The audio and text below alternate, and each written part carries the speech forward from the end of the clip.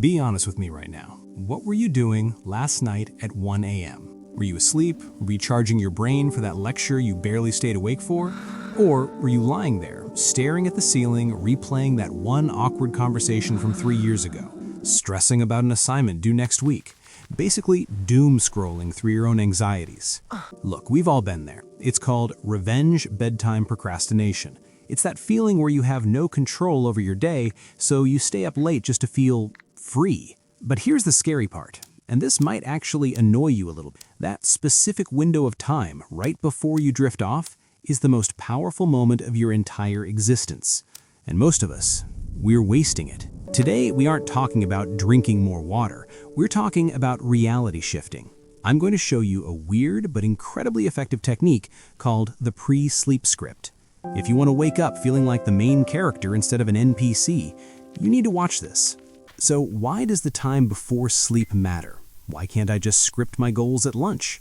Here's the deal. When you're walking around during the day, stressed about exams or drama, your brain is in a beta state. You're alert, you're critical, and frankly, your subconscious mind has a giant do not disturb sign up. But as you get tired, right as your eyes get heavy, your brain waves slow down into theta. Neville Goddard called this the state akin to sleep.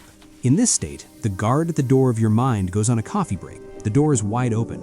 Whatever you think about in these final minutes gets impressed directly onto your subconscious.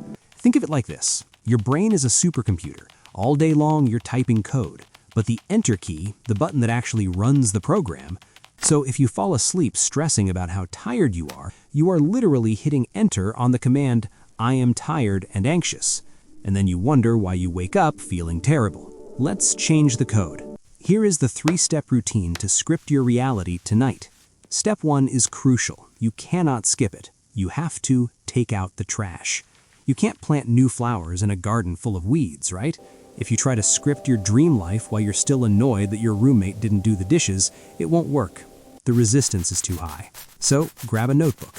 Not your phone. The blue light kills the theta state. A physical notebook. Spend 2 minutes doing a brain dump. Write down everything that sucked today. The bad grade, the weird look your crush gave you, the fact that you're broke. Get it all out of your system. Vent. Complain. Be a victim for exactly 2 minutes. Then, tear the page out, or just turn the page over aggressively. Say to yourself, that is done. That timeline is closed. We're physically signaling to the brain that we are moving on. Now that the space is clear, we can start building. Now we script, but we don't write, I really hope I get an A, or I wish I was confident. That implies you don't have it yet.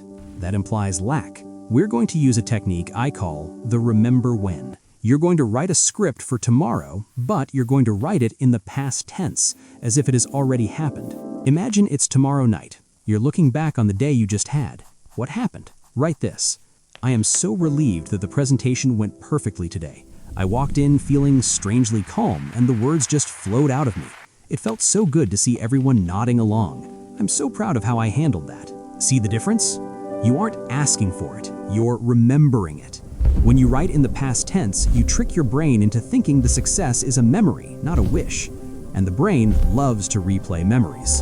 Keep it short, 3 to 5 sentences about how you want tomorrow to feel. Focus less on the specific details, like exactly what questions were on the test, and more on the emotion, relief, pride, excitement. Okay, you've dumped the trash, you've written the script. Now you close the notebook, turn off the light, get into bed. This is where the real work happens. You're drifting off, you're in that floaty, half-asleep state. I want you to take one specific scene from the script you just wrote.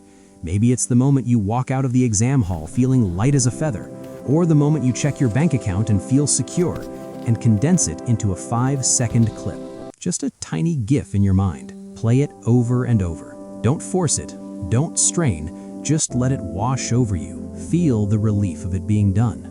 If your mind wanders to your worries, which it will because you're human, gently bring it back. Say, no, we're watching this movie tonight. Do this until you fall asleep. If you manage to fall asleep while looping this scene, you have successfully impressed the command onto your subconscious. You have planted the seed.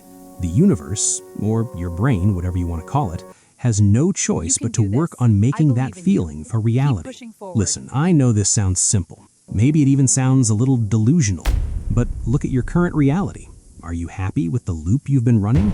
Are you happy pressing enter on stress and anxiety every night? You have nothing to lose by trying this. Tonight, just try it. Dump the trash, script the win, loop the feeling. Do it for 3 nights in a row and watch how your days start to change. Watch how people treat you differently. Watch how the things that used to stress you out just dissolve. If you're going to try this tonight, comment, "I am the writer" down below so I know who's ready to shift their reality. Don't forget to like this video if you want more specific scripting templates, and subscribe so you don't miss the next level up. Sleep well, friends. I'll see you in the next one.